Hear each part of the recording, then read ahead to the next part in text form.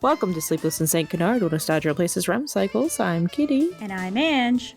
And we haven't slept in 30 years. This is a podcast about the 90s Disney cartoon Darkwing Duck, a show where our hero sometimes kills villains and keeps the evidence, and where Lobster Women terrorize pilots. It's also a show that 9 out of 10 water salesmen recommend watching for flowy glow-ups. As today, we discuss Dry Hard. Buddy Flood. Yes, and it is quite a tale. I do not remember the animation being quite so interesting. I was clued in a little bit because Ange had watched the episode before I did and had taken a few beautiful stills that she had sent to me. So I made sure to pay back the favor in kind. So if you are inclined, if you got some time on your hands and you're like, I want to see some weird stuff, feel free to watch this episode. It's a Disney Plus Season 1, Episode 36, Dry Hard, Darkwing Duck takes on the Liquidator. Just pause it at random times.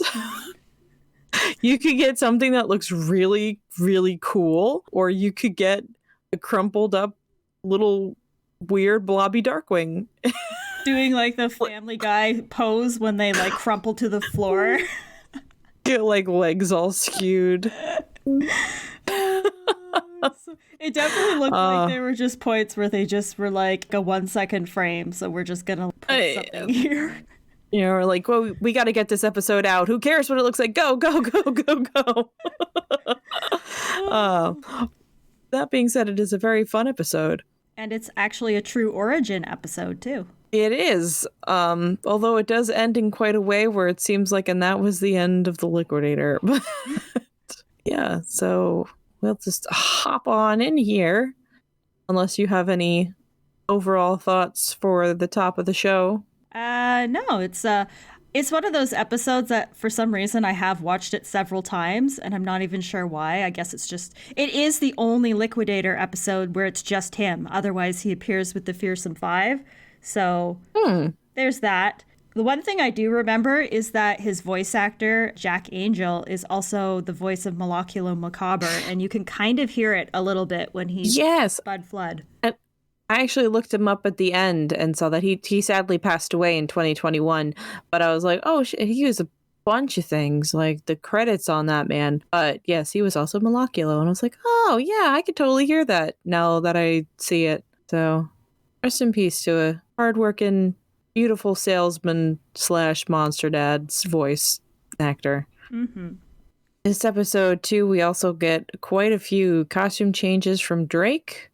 The sweater vest does not appear at all because St. Canard is having a heat wave, baby. Our episode opens with Avian Way looking pretty barren as Drake is installing the world's most convoluted sprinkler system in his lawn. He uses a valve. He loses a valve kind of looking thing and it clunks across the street and falls into a sewer. And he just watches it vanish like all of his dreams. But all of our dreams are coming true because Herb Muddlefoot has materialized next to him, not even 30 seconds into the episode. And it's already one of the greatest episodes of all time. And he's come to see how he's making out. And Drake, not for the first or last time, calls himself the original Mr. Fix-It, assures him that he's got it all under control as a geyser of water starts shooting out of the pipe that Herb is standing on top of. And Herb kind of gets a power wash bidet treatment as he's lifted off the ground. And this is the first time where I've paused it and I was just like, wow, this animation. I cannot recommend enough just watching and pausing this one every few minutes just because you truly don't know what you're going to get. Again, there's some really cool scenes where Darkwing looks really great and he does the whole flowy cape thing. And then there's Herb woohoo-hooing his way atop a pillar of water for a really long time. And of course, when Drake finally cuts the water off, Herb falls on top of him, and there's construction guys on the street who are installing a new sidewalk apparently, and they all just kind of laugh at him, and that's really their only purpose. They're just there to rib Drake and fall for Goslin's sales ploy, I which was we'll gonna get to. say, and give Goslin all of their money. Yeah. Which, hey, I guess it evens out. Drake starts arguing with them as Goslin wanders into frame. And she's ever the amateur entrepreneur and decided that she can profit off the heat wave by doing the childhood staple of setting up a lemonade stand on the front lawn. And I wonder what the first kid, whoever did that, was like. Like, he's like, you know what? Wakes up like sweats in a cold sweat on a Saturday morning. He's like, Mom, we got lemons. We got some oversized cardboard boxes. I had a brilliant idea. I'm going to go sell some lemonade. Did you ever have a lemonade stand growing up? I feel like I must have, but there were my street wasn't really like a well-traversed one. So we probably maybe sold like a glass of lemonade. Probably to your parents or something. Yeah, I'm pretty sure it was to my dad. Did you?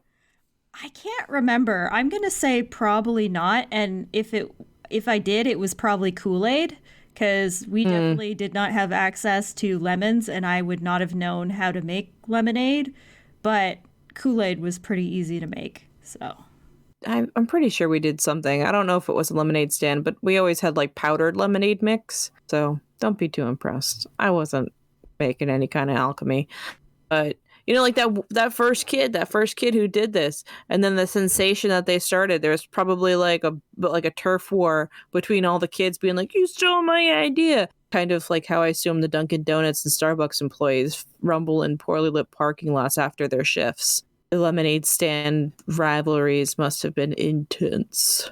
Those kids walked so that Goslin has no competition. Exactly, so that she could waddle. You could waddle into her riches.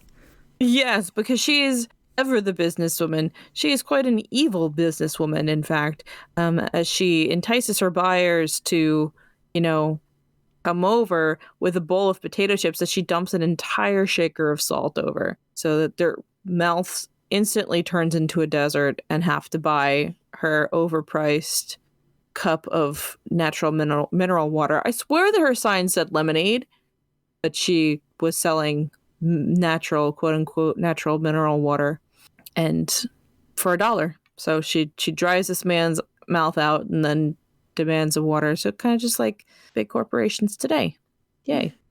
She gets her buck, and then we see that she's just filling her water bottle from the garden hose, and she's like, natural mineral water from the tap, naturally. As she is the little scam. An evil. Yeah, she is an evil businesswoman.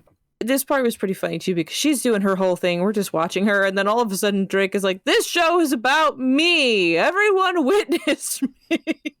He's just like, "Watch my plumbing genius." And he turns on the sprinkler system, and if you've ever watched Darkwing Duck before, it goes as well as you'd expect it to go. And if you haven't watched Darkwing Duck before, you should watch this episode and pause it at random times. But basically, the pipes just start popping out of the ground until Drake is tangled up in them like the world's most improbable knot. And at the top of the whole thing, where the pipes burst, and he just kind of gets doused in the face. And then the construction guys are just losing it. They are just laughing their asses off at this whole thing. Herb offers some constructive criticism, saying that he needs a 3/4 Pinckney flange, this is the second time it's brought up, and dear friends, it is not the last time. Drake flips out a little bit, because, fair.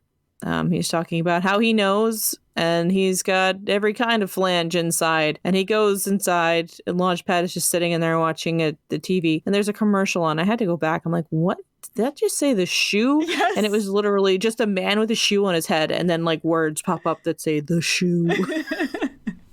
I noticed that too. It was great. It's like, is this a show? I'm intrigued. But he just kind of walks in. He's like, Launchpad, what's a Pinckney flange? But shut up, Drake, because Soft Copy with Tom Lockjaw is on, which is a play on a show called Hard Copy, in case they didn't have that other places, which was like a news program. And Tom Lockjaw is looking very svelte in this episode. Maybe because he's not wearing like his trench coat and all that stuff. He's got short sleeves on because heat wave. but he's standing outside Le Grand Yapé and is reporting that even the rich and beautiful can't find decent water to drink. And two 90s babes are there to report in that the water that they drank tasted like musty corduroy pants or scorched insects, which is an interesting one, or cheap Zinfandel. And then they're both completely disgusted. And then Tom Lockjaw is like, this is not about you, this is about me, and pushes them out of the frame and then just walks away. Like, there's no reason why he needed to push them out of the way because he's immediately walking down the street and introduces us to the man, the myth, the legend, Bud Flood, who owns a sparkling crystal pure flood water bottling company. And then I wrote down the acronym, wondering if it was anything, and it's not. It's SCPFWBC. It's a lengthy one. But he's apparently just giving a press conference in the middle of a street somewhere about water physics, because apparently Bud Flood is an expert on water physics. And we get our first and overall very short-lived look of Bud Flood before he's irrigated. And he looks better as a water dog, in my opinion. Like, there's something Ratigan-ish about him. I think it's his hair. Yeah, right, like the packed down, plastered down black hair. He's got like the dark circles around his eyes too, which I guess is kind of, I don't know, like, he doesn't look bad, but he definitely does look like a greasy salesman. Looks aside, he definitely sounds like the Liquidator as he starts to tell everyone that the reason that all of his competitors' water tastes bad is because of dinosaur molecules. As everyone who is a water physicist knows. Bud Flood, owner of the sparkling crystal pure flood water bottling company, is a foremost leader in water physics. The problem is, bad-tasting molecules that have been around since dinosaur days have worked their way into the regular water molecules of most of my competitors. Ugh, I wouldn't want to drink those.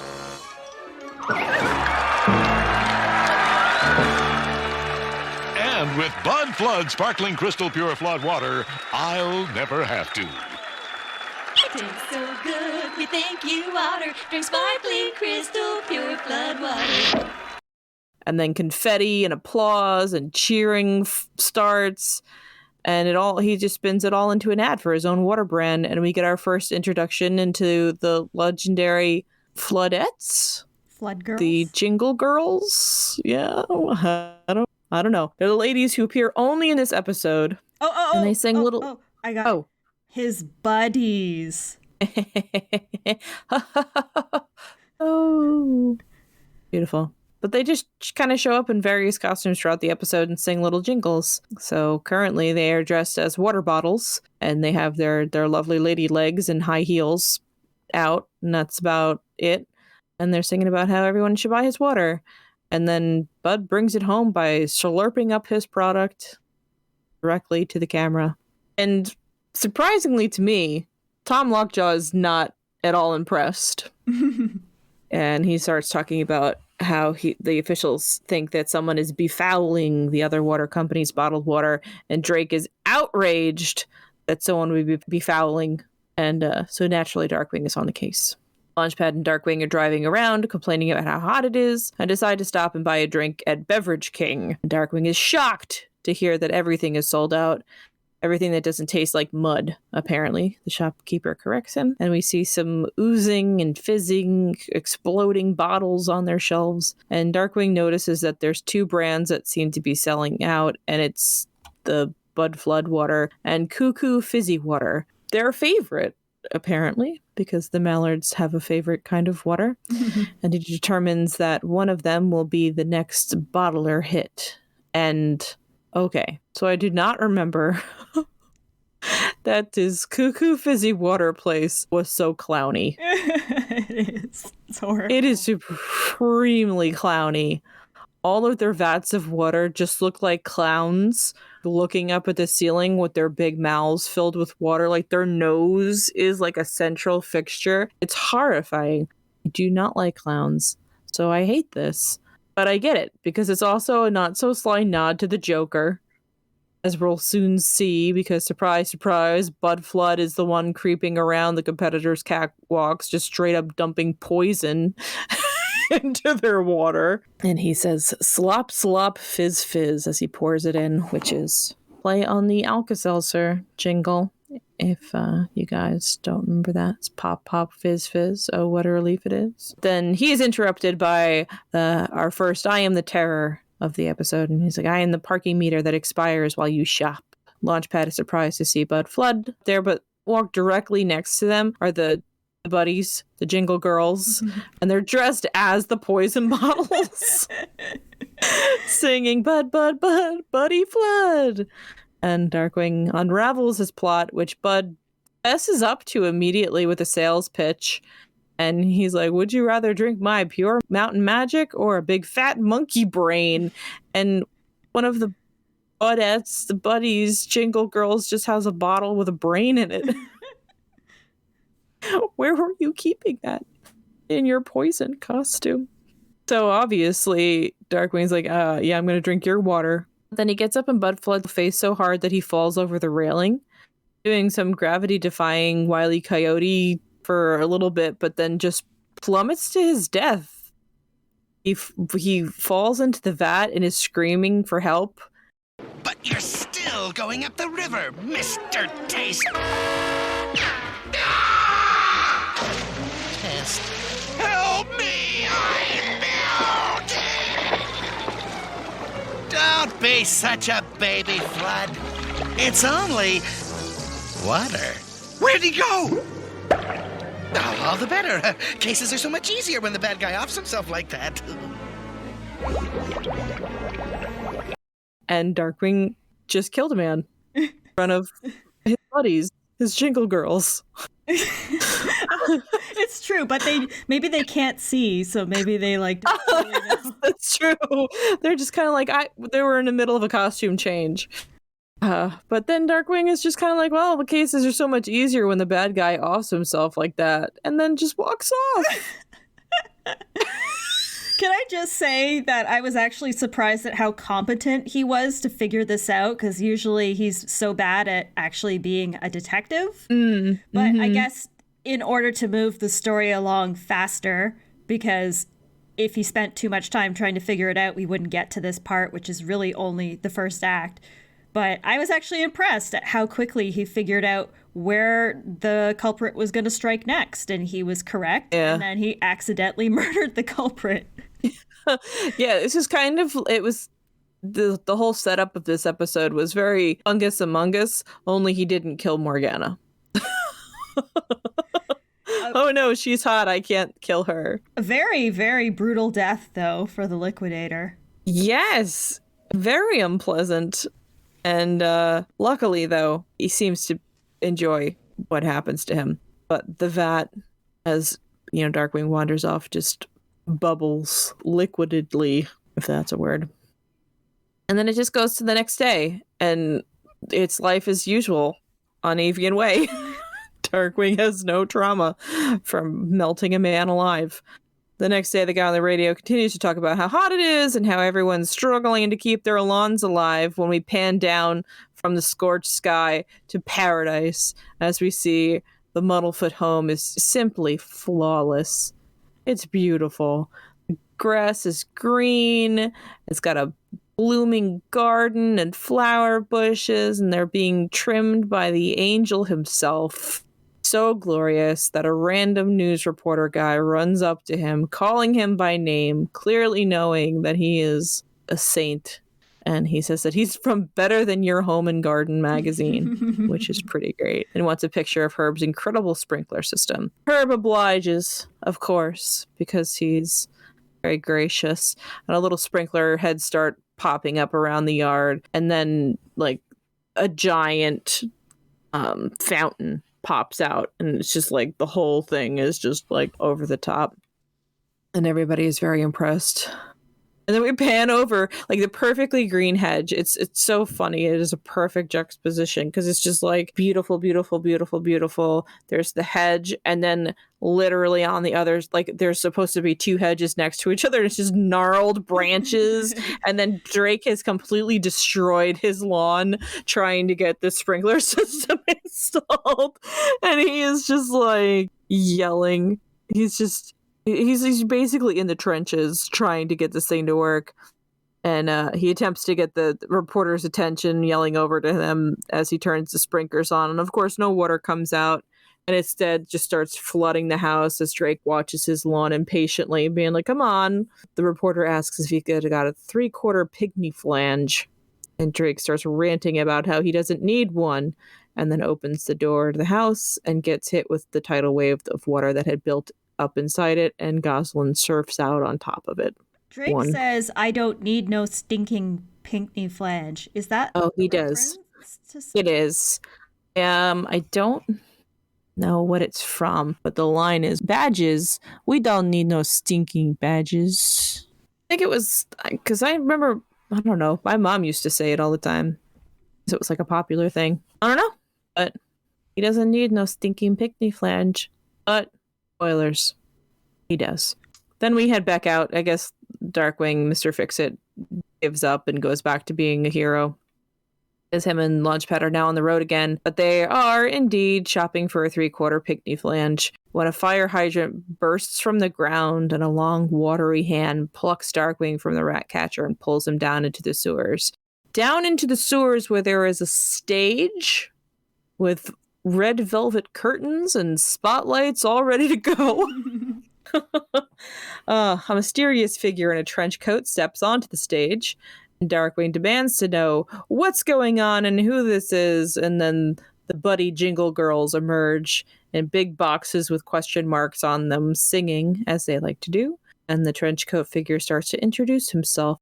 What's going on here? Who are you? What's going on here? Who could he be?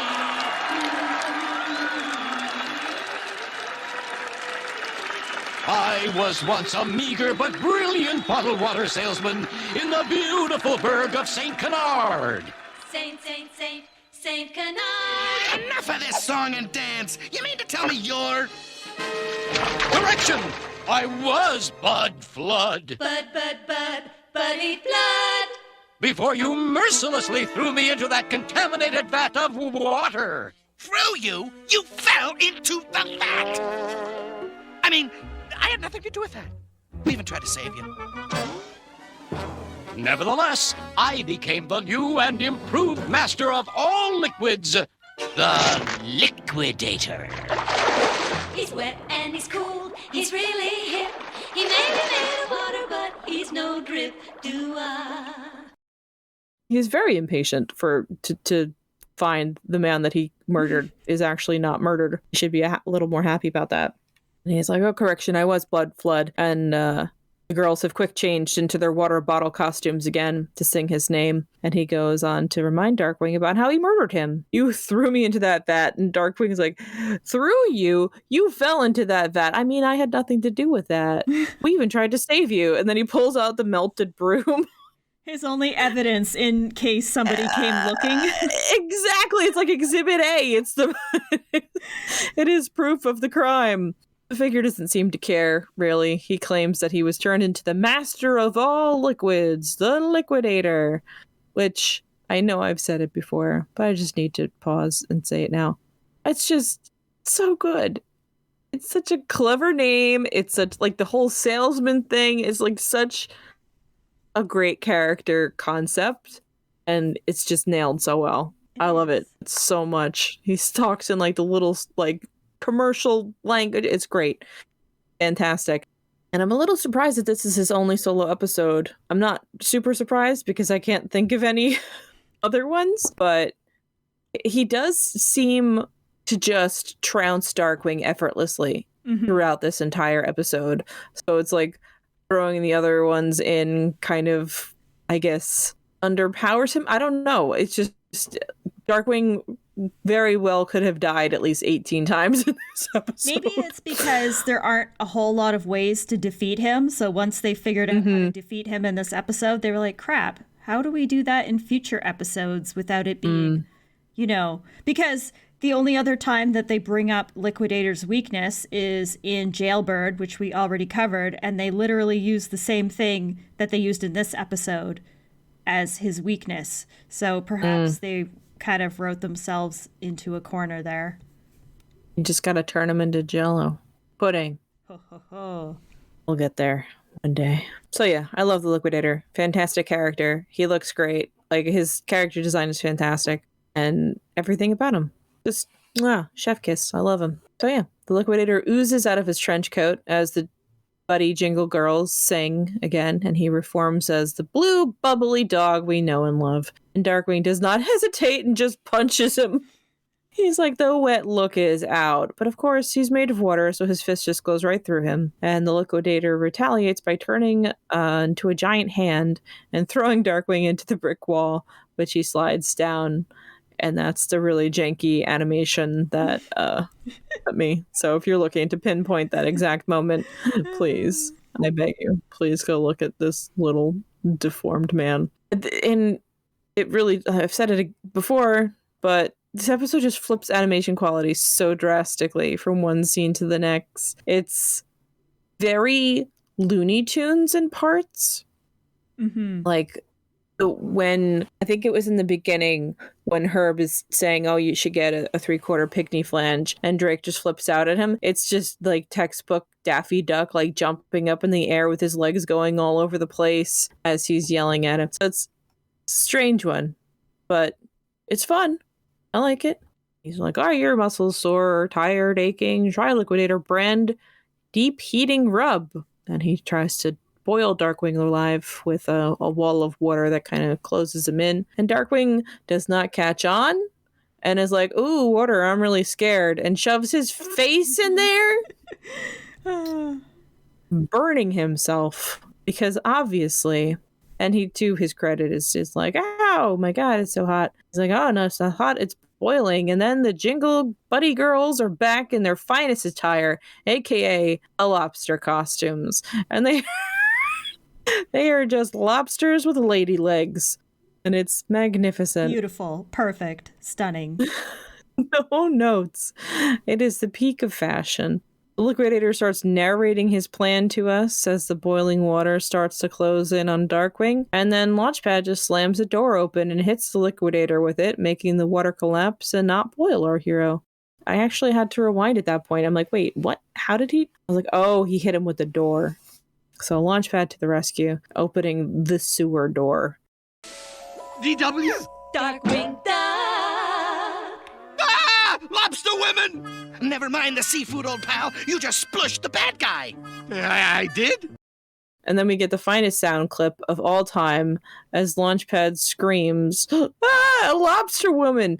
But he also looks so calm. I think they reused animation because it does not whatsoever match. He's basically wiping water off his forehead very calmly. And I think they just, I don't know if it was from somewhere else in the episode or maybe they just took it from like the cutting room floor, but that definitely was not the right animation. No, he's just kind of slicking his hair out of his face and his voice is terrified and he just is like, it was like, oh, lobster woman. But no, it's magnificent. Liquidator turns into a little worm type thing and starts growling like a dinosaur. So maybe dinosaur molecules. Who knows? He starts worming away. Darkwing grabs him and hangs on, and of course gets dragged all over the place until he eventually slams into a door. Perpetrating puddle sloshes away. Liquidator laughs his way through the pipes, and the Jingle Girls reappear in pipe costumes, and Darkwing just kind of shoos them away. He's like, get out of here, go. Because for the most part, like, they're there so many times and nobody even pays any attention to them. Maybe 2 or 3 times out of like the 8 times they show up, there's like actual interaction. So that was pretty funny. Darkwing's just like, get out of here, go. And then he and Launchpad try to trace the pipe. The Liquidator escaped in, and of course they wind up in the waterworks, and Darkwing starts trapping the Liquidator with strategically closed water valves. And the waterworks eventually looks more like its front lawn, with all the pipes tangled up. But the Liquidator squeezes out of a leak and clobbers Darkwing with himself, but shaped like a hammer. Darkwing laments that he didn't think fighting a water villain would be so hard, and Liquidator's like, hey, that's a good idea, hard water.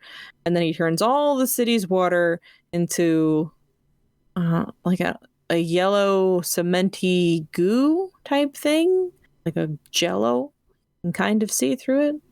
And we check in with the residents of St. Canard that we've seen so far at Mrs. Goslin's water hose water plan. And She's wearing Herb. a tracksuit for that one. She frame. is. Just I that forgot one frame. that. And nowhere else in the episode, just that one frame. Yeah. And it's hot. So I don't know why she would be wearing more clothes. Interesting. Yeah. And Herb is doing dishes, and his little apron finds that his dishes are suspended in a jello mold of hard water. And he just kind of looks. This will surprise everyone. This is one of the stills that Ange sent me. His eyes are looking in completely random directions. And he goes, Pinky, we got a problem. And Tank is jumping off the diving board and bounces off the water and presumably somewhere into the yard. Honker is not in this episode at all. No. He's probably sitting in his room that's nice and air conditioned, and he has no idea that any of this is happening. I have a question. Okay. Yes. So this indicates that Liquidator has some kind of telekinesis power where he can just transform all the water within a certain radius, like he's part of it or the water is part of him. But I assume cartoon characters, if they have the same biology as us, they too have water in their bodies. So is there a possibility that Liquidator could just, harden people's veins and the blood in their body? Or are they just, maybe cartoon characters don't have any blood or veins? He's a bloodbender. He's the OG bloodbender. Yeah, exactly. Yeah, I don't know. Maybe they're made of ink. Maybe ink is different. I don't know. I'm trying to think. Yeah, I think. They really did give him hardcore powers, because it's one thing to be made of water, but to be able to control all the water within, I assume it's within a certain radius, probably. Yeah, well, I don't even know, because then the next thing that happens, the Liquidator turns like water into a giant boulder and rolls it at Darkwing Launchpad that knocks them out of the waterworks into the Audubon Bay, which is still liquid. And Darkwing very maturely says, "We could drink the bay." Nah. Liquidator just pops up next to him. He's like, "Oh yeah, I'll just turn this hard too," and then turns the entire bay into this hard water jello sludge stuff. Oh, could the Liquidator turn the entire ocean into hard water? I don't know. He's like super overpowered in this episode. Yeah, and also Darkwing, please don't drink the bay. That's how you get equal. I know. This is terrible. This is the first of many poor decisions that are made about what we should be drinking. But yeah, he just straight up has a glass in his pocket, I suppose, and just starts drinking the bay. But then he's trapped in it because it's hard water now. Him and Launchpad are kind of trapped up to the waist. And Liquidator is announcing his latest price gouging scheme and proclaims that his bottled water will now be sold at $5,000 a bottle, and walks off. Everything is going perfectly fine for him. Mm-hmm. Having a good time. It's a good day. Darkwing tries to cut himself free with a device called the Thing Cutter, but it doesn't work and just buzzsaws its way into the horizon. And Darkwing says very sadly, "Adios, Thing Cutter," and then hires a man with a chainsaw to cut them loose. And then they kind of potato sack race their way up a skyscraper and jump off the tops to free themselves, which works, I suppose, but at what cost? I don't know why they couldn't just have chiseled themselves free, but hey, jumping off the top of a skyscraper works too. Darkwing hasn't had any really good ideas this whole episode, aside from finding Bud Flood and then murdering him. He peaked early, and then he just burned himself out. Darkwing says that they're going to go get the Liquidator, but he's thought of a way to beat the heat. And then we see the Liquidator bathing in a bathtub of himself, I suppose, fanning himself with money. And we get another "I am the Terror" as Darkwing arrives and says, "I am the soap scum that lines your bathtub." And he doesn't even get to finish his speech because the Liquidator starts laughing himself silly over Darkwing's new look. Oh yeah, up until this point, Drake has been wearing red shorts and a tank top and a little visor cap and flip-flops. And now he is in the Darkwing hat and mask and cape, but he is wearing a green striped turtleneck and shorts. Is he wearing shorts? I think he's wearing shorts. Yes. I think he's wearing... And flip-flops again. And Darkwing's like, "What are you, the fashion police?" And Liquidator says that he looks like his cousin Morty and produces a picture of a heavyset dog-nosed guy, basically the same outfit, without, the Darkwing stuff. And then Darkwing approaches. Well, Morty probably wasn't as handy with a cleaning sponge. And the Liquidator's eyes bug out of his head, but they're water bottles, which is a nice touch. And he pulls the plug on his bath and slips down into the drain. But Launchpad is in the basement of wherever this is and cinches the pipe closed as he passes. And then we get another I am the terror that flaps in your pipes. I am the hairball that clogs your drain. I am the original Mr. Fix-It. And they heat up the boiler that the Liquidator is in, I guess trying to kill him once again. And he comes out in steam, and it's just like, well, I'm the best. And then the boiler explodes, and then Darkwing finally admits that he's a bad plumber. And Liquidator walks into a giant walk-in freezer that's there for some reason. Darkwing and Launchpad try to keep him in, but then the water on the shelves nearby bursts, like, out of their bottles, and they're just like these little water monsters. And they let the Liquidator out, and the Liquidator is partially frozen and kind of slushy. And then Darkwing smashes. Feet. He has human. Oh, he does. Yeah, because he was like trying to kick the door down or something, and he's just got like human toes for a hot second. The sins of animation on fragrant display in this episode. At least he didn't have like human ears, so it wasn't a full-on horror show. Bar is low. The bar is very low. So Liquidator's moving very slow because he's frozen, and then Darkwing smashes him with a hammer, and then all the little water monsters splat into puddles. And Darkwing threatens him to turn all the water back, or he'll scoop him into snow cones and feed him to the children. Darkwing, what? He's murdering people and now cannibalism? My goodness. I know. I don't even remember what this episode was rated, but it probably could have used a stronger one. But then, of course, another pipe bursts and Liquidator is back on top of his game. And the water is flowing again. He's made it not hard water. And then he's just like a giant tidal wave that chases Darkwing and Launchpad through the sewers. And Darkwing finds a little valve thing that flew off his sprinkler at the beginning of the episode, cluing him in that they know where they are. And Launchpad is like, oh, hey, that's a 3/4 pygmy flange. Like, there it is, the mystery. They scramble up into the street where Goslin is pissed that her business is dried up. And a geyser of water shoots out of the sewers, and she rushes over and fills a cup. Why is everyone trying to drink the most unpotable water? Please, stop drinking the bay and sewer water. And Darkwing is like, hey, give me a drink. No, Darkwing, it's sewer water that's made of the Liquidator. And she's like, cash first. And the Liquidator is, of course, in the cup and oozes out like, oh, girl after my own heart. And then the little water monster guys are back, and they start attacking her. And to her credit, she holds her own quite a bit. The Liquidator is apparently going to make her his protege as he gets his little water monsters to start dragging her off. But Darkwing takes the concrete mix from the sidewalk construction guys and throws it on the Liquidator, who hardens, and all the water goes back to normal. The bay ungloops, and we see that the ship and the fish that were stuck are now free, and the Muddlefoots are sitting in their living room with the jelly dishwater on their coffee table. And Herb is like, you're right, Binky, it does make a nice centerpiece. And then, of course, kersplash, and water goes everywhere, and dishes are broken. Drake and Goslin, time has passed, and Drake and Goslin are approached by the same news reporter from Better Than Your Homes and Gardens magazine that was gaga for Herb and has to take a picture of his plumbing extravaganza.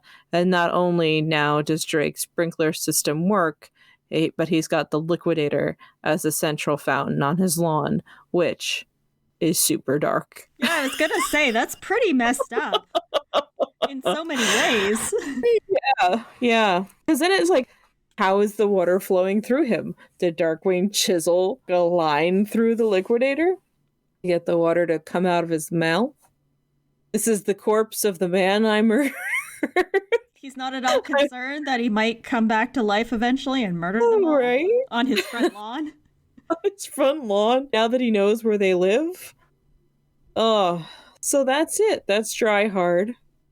And, Darkwing, we got to see his dark side, I suppose. He's gonna feed Bud Flood to children, and other sorts of unspeakable things.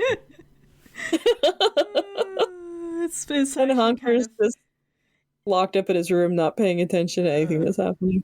Oh, it's funny though, because it's just Darkwing was probably a little more callous than he normally is, but he is, I guess what makes him unique as a hero is that he is kind of a dick. It's on full display in this episode. Yeah. I also figure he's probably like super hot and sweaty and over it. All he wants is for his sprinkler system to work. And he's got to go solve a crime. No one can sit at home and watch the shoe show. It's terrible. Terrible day. But yeah, it was fun. I liked it. There was a heck of a lot of Herb Muddlefoot in it, and most of the Muddlefoot family. But yeah, overall, like, there wasn't a lot of Goslin. There was Goslin, but she wasn't in it like a super lot. She didn't tag along for any of the murder. And we totally just lost the singing girls. I guess when Darkwing told them to get lost, they actually did. Because that was the last we ever saw of them. They're just down in the sewers, and you can hear them every so often when you're walking down the street. You just You'll hear them to this day. Cut to Jim Starling in the sewers, and 2 lobster women just tap dance up to him. Oh, his first minions. They were fun, but I could also see why they never appeared in any other episode. They had one gimmick, and it was a great gimmick. Mm-hmm. I felt like they would have worn out their welcome pretty soon if they were in anymore. And he really is an interesting character on his own because, as we said, he's just so overpowered in this. And it just makes you think that he's the most powerful member of the Fearsome Five. I would say so, and yet they kind of down. He's there, I mean, the whole time with the Fearsome Five, but I feel like he's the most underappreciated of the 5. Yeah, he's just like hanging out with the boys. He's just like, yeah, all right, I'm here. I'll do a quip. And then, get smacked into Megavolt, which is his lot in life. But I don't know. He's a fun character. And I guess I'm curious to, like, if they had ever done another standalone Liquidator episode, like what that might have been like. Do you have any theories as to how he was changed into a water person after dissolving? Yes. Dinosaur molecules. Oh, of course, the most obvious answer. What was I thinking? I am a water physicist. What about you? I have a couple theories. I guess one is just the magic of science, where I don't even know, magic science, whatever you call it. He Clowns. Clown magic. Clown magic. Just turned him into, but the other one I thought was maybe he actually died and he's actually a ghost. And he's a ghost that, because he died in water, he's more of like instead of being like a classic ghost, he's the embodiment of water. And I don't know what you would call that, like a water wraith. And maybe he doesn't even know that he's dead. Ooh. I think he's immortal at this point. Him and Bushroot are both. Yeah, right? All they have to do is wait. And then Darkwing will be dead, and they can do whatever they want. Play the long game. Bushroot and Liquidator at the end of the world. Yeah.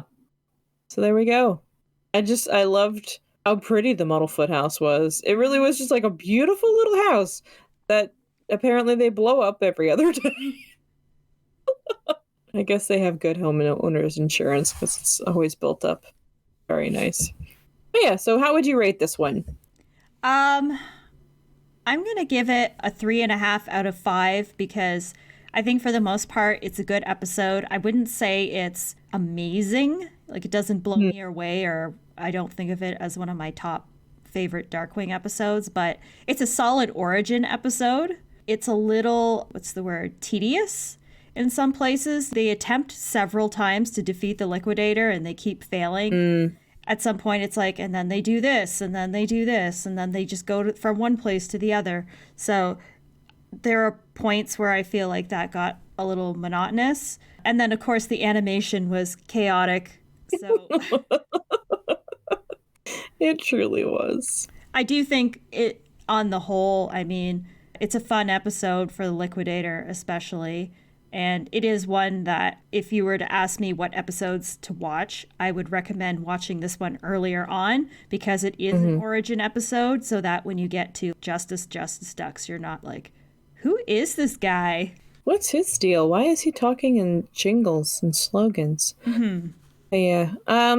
Because it's like, as far as origin stories that make sense, or origin episodes that make sense in the overall continuity, we really just have Bushroot and Liquidator, because Megavolt is He gets a flashback. Like Clash Reunion? Yeah. But that's, I don't know, I don't know. That one seems in the same vein of like the Secret Origins of Darkwing Duck for me, where it's like, did this actually happen? Like, are we sticking with this? I guess that counts as him. Unreliable narrator story. It's told in both, I think both Megavolt and Darkwing have flashbacks in it. And, you know, how reliable are they in telling the truth, even though I would say Darkwing's was probably the truth, even though the way he's telling it isn't the truth. But then when you see the flashback, it's very obvious that nobody liked him. We'll get to that episode someday, but... And then Negaduck we've discussed at length. He's Megavolt's son. He is Megavolt's son, and then, you know, that's Drake's old classmate's son, who is also himself. Crazy. It's a crazy time. I would rate this episode 9 million out of 5 because of the copious amounts of muddlefootting. I don't know. I feel like if the muddlefoots weren't in it, it obviously would be a much worse episode. But I feel like it would be like a 4 out of 5. I enjoy this episode. You were onto something with the keep trying to defeat him and coming up short. I feel like there could have been like one less of those, and it wouldn't have felt like, okay, we get it. Like, he's really tough. But it's also kind of like, he's really tough. It's like he has to just finally throw cement on him at the last second to stop him, because what else could they have possibly done? Therein lies the problem with the Liquidator. It's like, how else can you beat this guy? That's why they just kept him next to Megavolt in the lineup. It's the only way, is to make him hug Megavolt. Put them in their get-along shirt, and that can't exist. So, there we go. Try Hard. We've done it. Is that a play on Die Hard? I assume so. No parallels at all. No. To Die Hard, but the episode in which Darkwing kills a man. I feel like there's more than one. Yes, there most certainly is. That's the only one that I remember right now. We'll get to that. Can be another one on the wheel. Darkwing Duck kills a man category. Darkwing straight up kills a man. So there we go. That is today's episode for y'all. Next episode will probably be comic. Yes. Okay. Episode 3, or issue 3 rather, of the Dynamite comics, and then I guess we'll be repopulating that wheel. Mm-hmm. And we all will be surprised by that, possibly. All of the Jambalaya Jake and Comic Guy categories. And yeah, so until then, remember that crime and water doesn't sleep, and neither do we. Drink your water. Hydrate yourselves. You're just a little plant. And you need some buddy fluid.